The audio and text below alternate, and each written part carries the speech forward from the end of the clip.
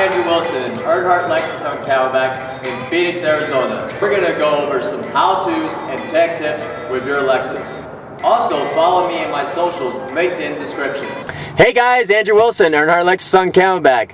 If your rear passengers are not getting any airflow from the AC, it could be a simple fix. Come on over and I can show you. If you look right here, on your climate control, this is called the S-Flow button. If you turn that light off, that will allow that rear passenger AC air to come through to the back and everyone can be enjoying cooler temperatures.